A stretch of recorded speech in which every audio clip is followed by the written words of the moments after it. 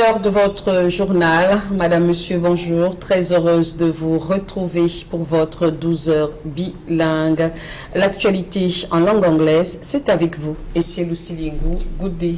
Good day to you, Christine Babanda. Good afternoon, ladies and gentlemen, and thanks for joining us on this edition of the 12 p.m. bilingual news. A disturbing video circulating on social media showing the inhumane treatment of artist Simon Lelong has been at the center of debate since yesterday. Though the video was back then in 2019, the video has been at the center of debate. Lelong, according to the video, was arrested at Hotel Sawa here in Douala and tortured at a military security facility. After his release, the artist told Équinoxe television, I quote, "I was tortured with a machete nearly to death. I even peed blood."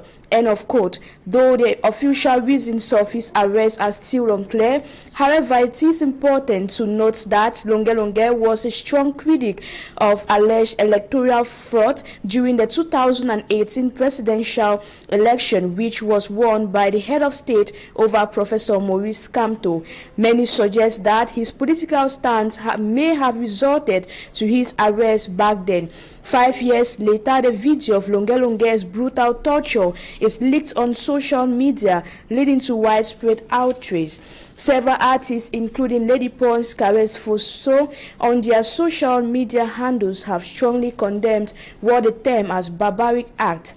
While politicians on their part, like Professor Maurice Kamto and Cabral Libi, describe the video as a reflection of cruelty of some powerful individuals who take advantage of the weak. Many are demanding justice for Lelong. Sure, we'll be coming back to that in greater details during our subsequent news editions. That will be at 6 p.m. and 8 p.m. news editions.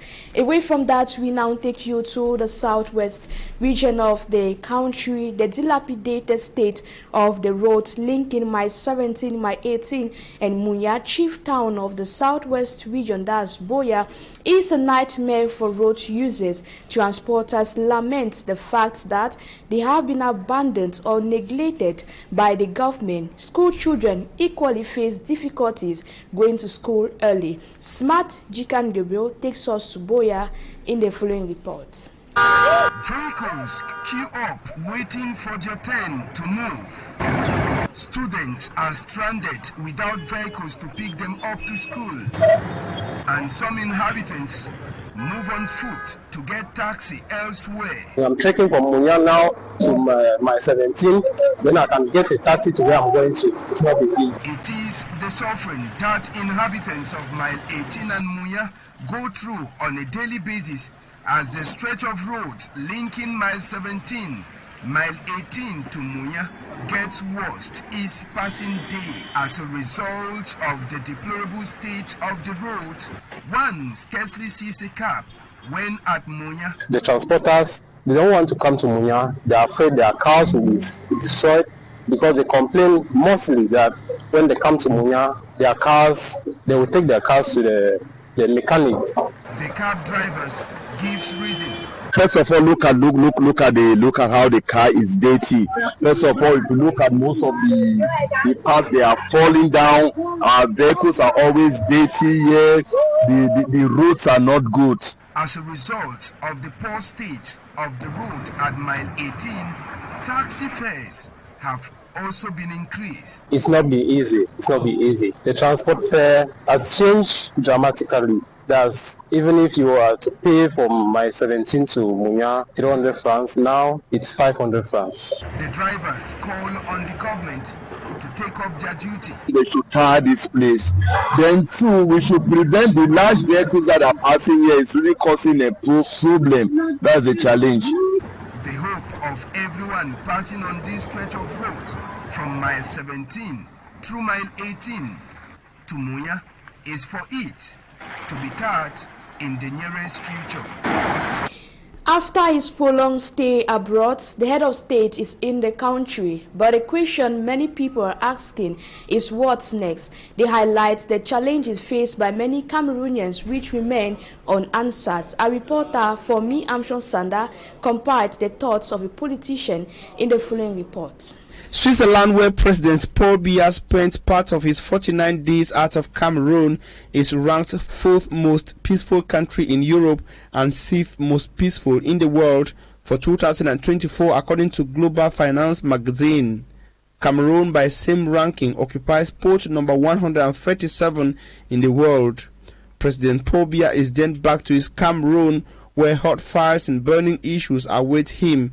Among these issues is an unbearable high cost of living, epileptic electricity supply, and an unending armed conflict in the Anglophone Northwest and Southwest regions. Last Sunday, there was a whole blackout within the whole country, which is a very serious problem.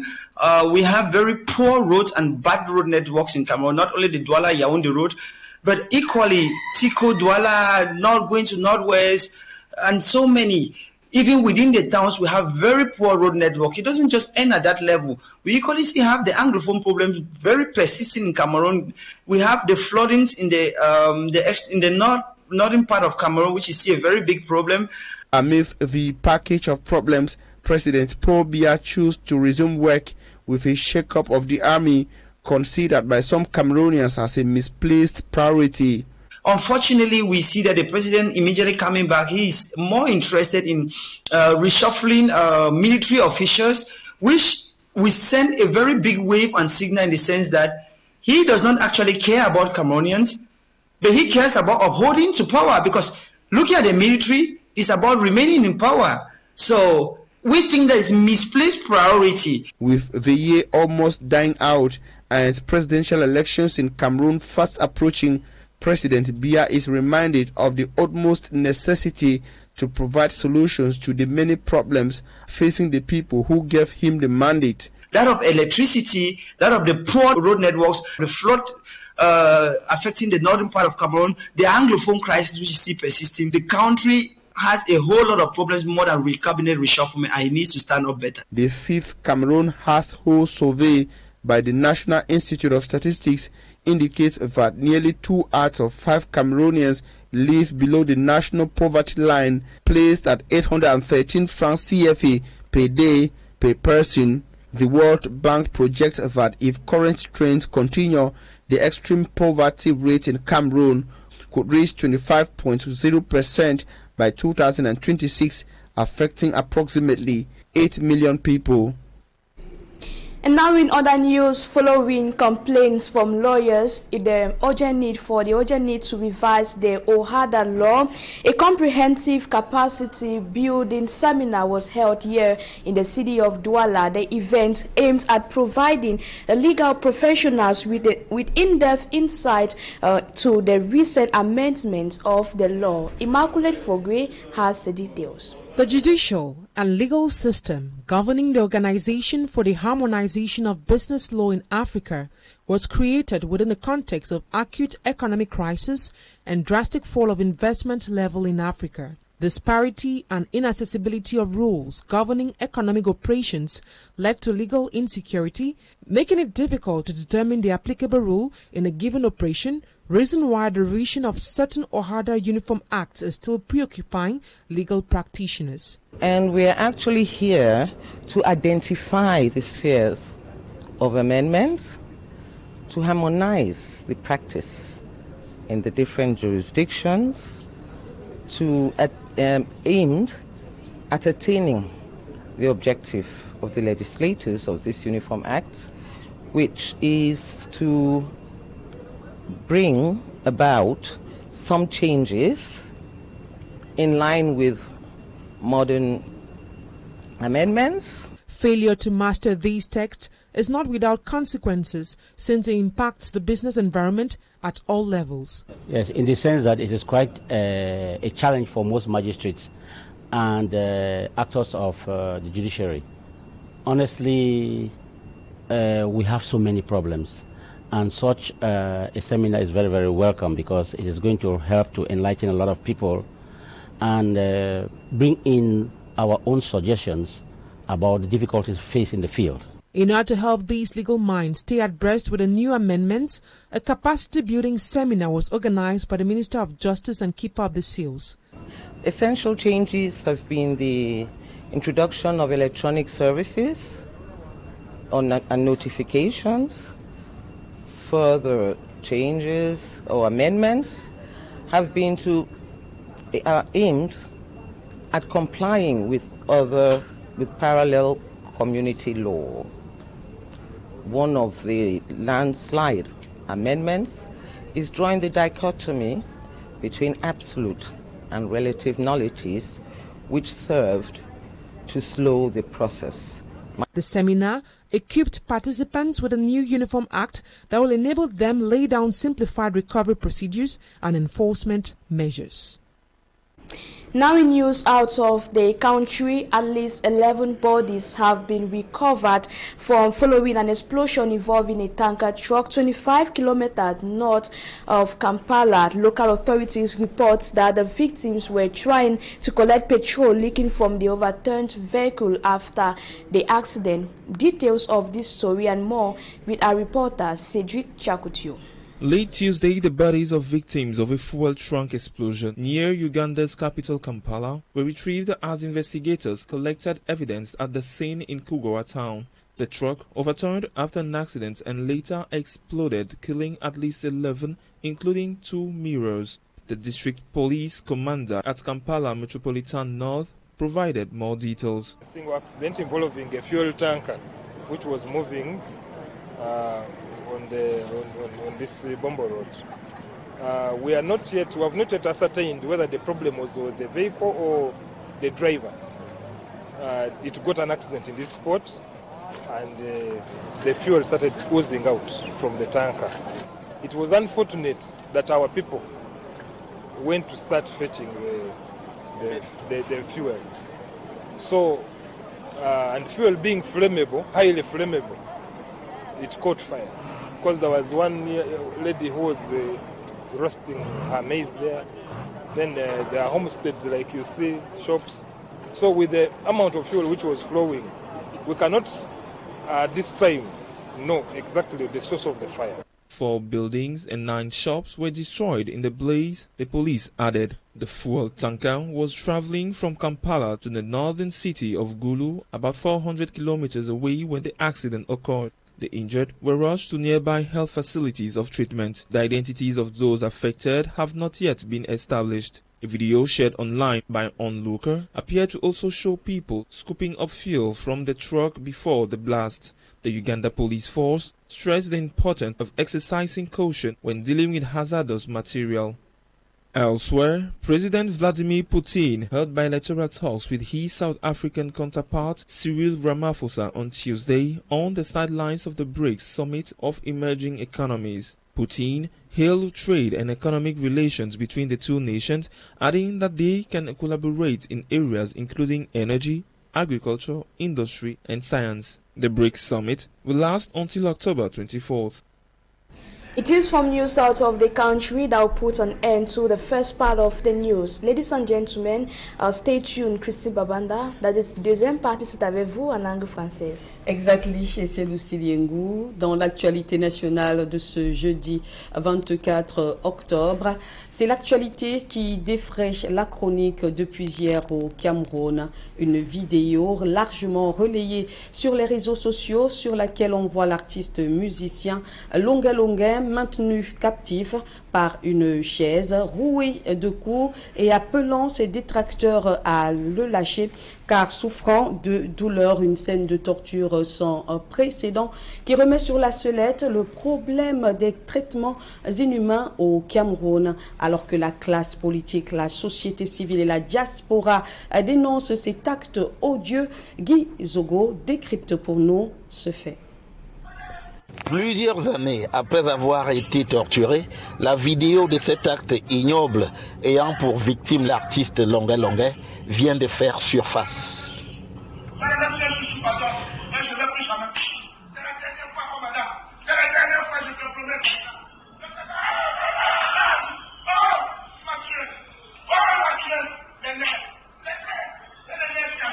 on y découvre toute la hideur des adeptes du rabaissement de l'être humain à sa plus petite expression. Comble, ces faits se déroulent dans un service public dont la mission première est de protéger les citoyens, mais que non, ces représentants de l'État font fi des propres engagements de celui-ci, partis aux traités internationaux contre la torture. Cette affaire illustre combien le recours à la torture est ancré dans l'ADN de l'État du Cameroun et de ses serviteurs. Abel Eyinga en donne un aperçu dans son ouvrage « Mandat d'arrêt pour cause d'élection ».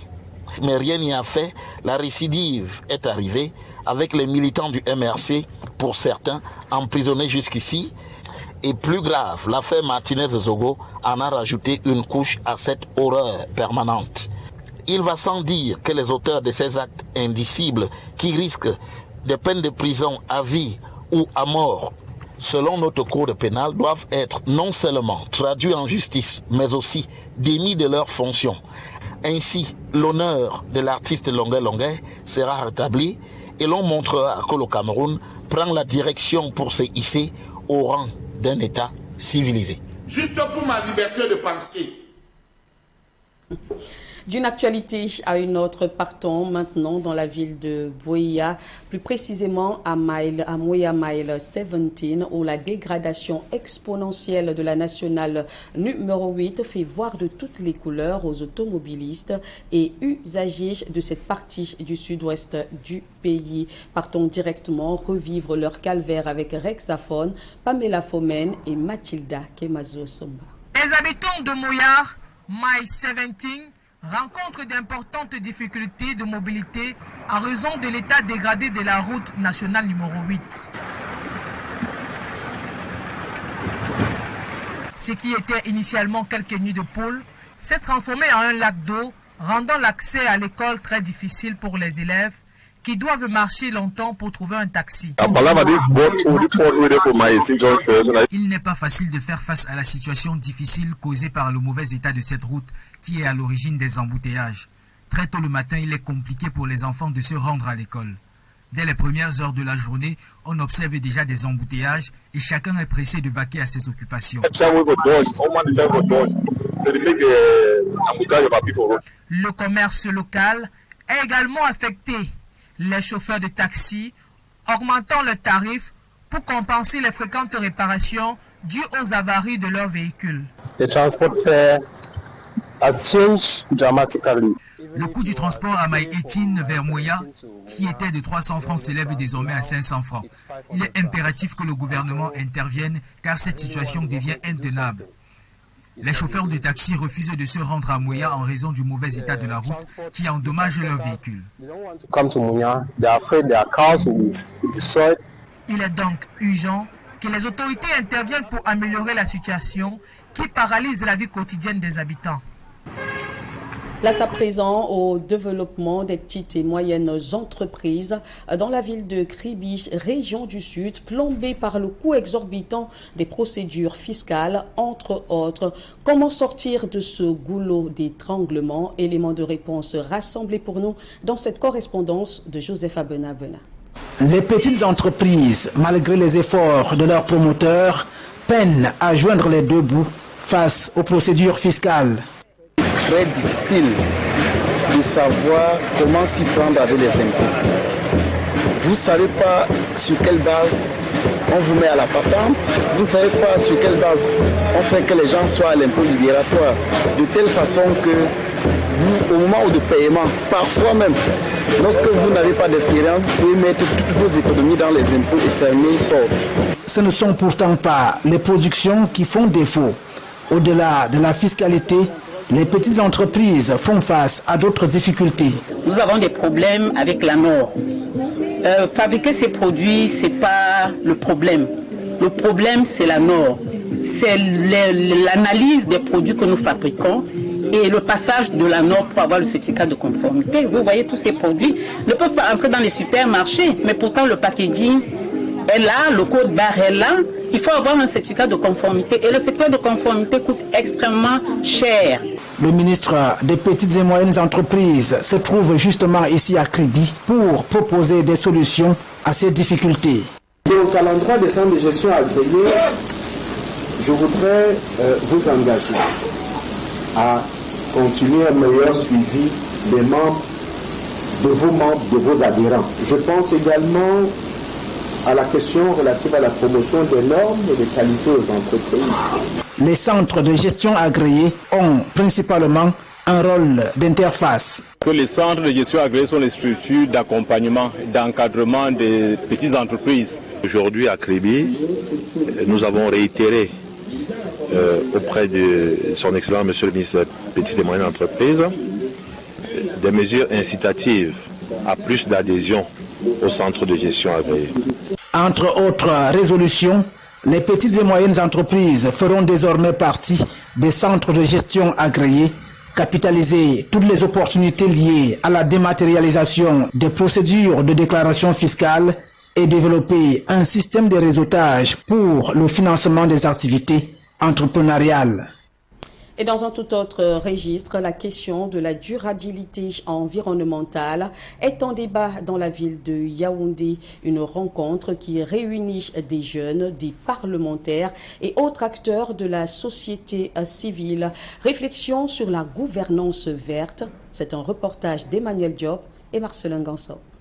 Le Cameroun fait de plus en plus face à divers défis environnementaux et sociaux, lesquels sont accentués par les effets néfastes des changements climatiques. Difficile dans ces conditions de promouvoir la durabilité environnementale, tout en favorisant la croissance économique.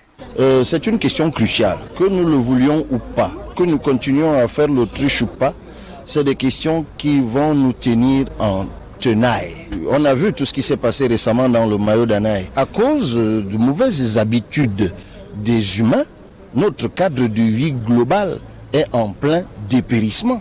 Donc, il est absolument crucial et important que nous en soyons conscients. On a constaté que ces questions intéressent tous les jeunes. Ça veut dire que le phénomène changement climatique aujourd'hui, les nécessités de promouvoir un développement durable, sensible aux personnes, sensible aux jeunes, touche tous les jeunes, quelle que soit leur catégorie sociale, quelle que soit leur appartenance, je vais dire en termes de nation, leur provenance, d'où qu'ils soient ressortissants, ces questions les concernent. Donc ça montre que vraiment ce projet, cette initiative a un très grand impact. Ici réunis, des jeunes de tous bords, ainsi que des décideurs, parlementaires et autres acteurs de la société civile réfléchissent sur l'implémentation de la gouvernance verte. Mieux, son intégration dans les politiques de développement au niveau local. Les questions écologiques, environnementales, de durabilité, c'est des questions qui échappent au clivage politique. Il n'y a pas de gauche, pas de droite, pas de haut, pas de bas, pas de ceux qui sont au pouvoir, pas de ceux qui sont à l'opposition. Si le monde se gâte, ben il se gâte pour tout le monde. Quand il y a une inondation, ça ne cible pas des partis politiques ou les militants des partis politiques. Mais j'ai bien effectivement fait la promesse et pris l'engagement dès la session de novembre qui s'en vient. C'est vrai, c'est une session budgétaire et même pour le peu de temps qui me reste, en tout cas sur ce mandat parlementaire, de porter avec plus d'allant, de vigueur ces questions-là. Ce dialogue intergénérationnel sur la gouvernance verte se veut un plaidoyer qui en appelle d'autres. L'objectif est de créer un cadre favorable pour l'éclosion et la mise en œuvre d'une gouvernance verte, sensible aux priorités des jeunes et des femmes dans les processus de décentralisation et du développement local au Cameroun. Petit tour à présent à l'étranger où nos reporters épinglent pour nous quelques nouvelles.